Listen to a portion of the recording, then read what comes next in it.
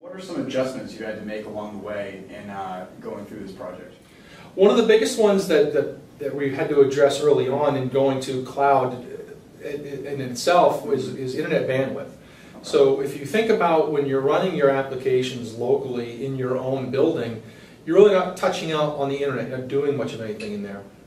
Everything's running on the internal local machines, it's running on the servers, and it's all handled on your local network. Once you go to the cloud, now all of a sudden you're using bandwidth. So what used to be bandwidth for really basic internet searches and some other sort of things like that, well, now all you have is all this traffic is going out over the internet, and you also have the people who are remote who are connecting into your site, connecting onto the internet. So for example, one of the things that we've done to go to our cloud is we've migrated our Salesforce off of using our internal FileMaker based application to using Salesforce.com.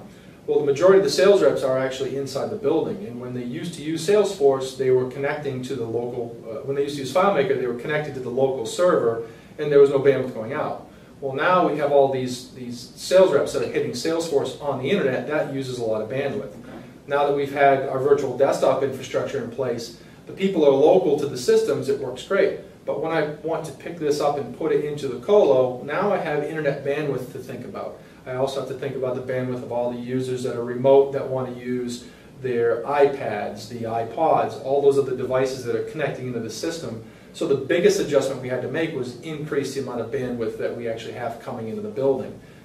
Not a very difficult thing to do. The challenge on that really is figuring out, number one, how much bandwidth you need, and number two, ordering it in such a fashion that you can actually get that service delivered quickly enough so that it's actually available to you. It took a good 4 months for us to get our data circuit upgraded and put into place, ready for us to use it. So that's a consideration we had to make.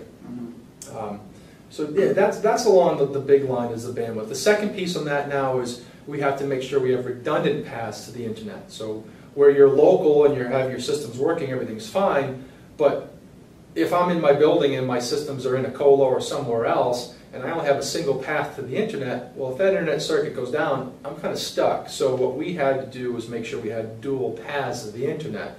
So we have one high-end data circuit from an ISP, we have another one, really we're using Comcast Business Internet on the other side with the VPN connection on the other side. So we have redundant paths to our systems.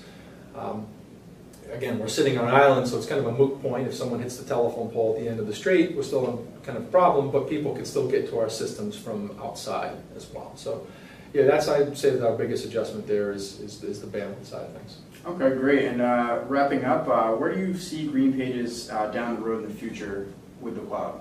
Okay, so right now we're picking up and we're moving to that private colo cloud.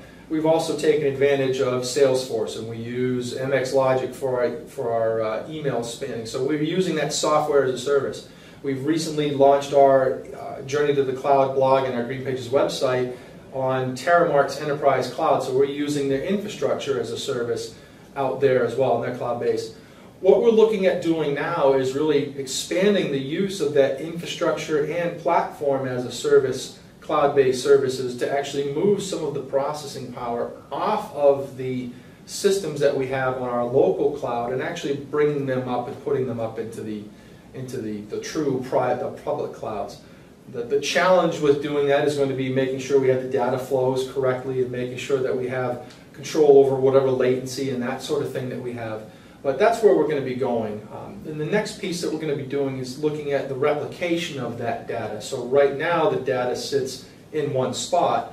As we move forward and we have it spread out through multiple sources, we need to have a place where we can aggregate that and back it up in some format, because we don't necessarily want to put the 100% faith in the other services that are backing things up.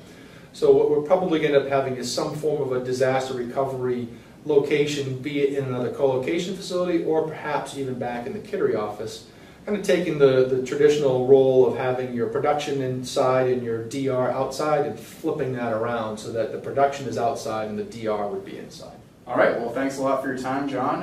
If you want to hear more from John, he's a regular blogger on journeytothecloud.com, so it's www.journeytothecloud.com, and thanks for your time. Thank you much.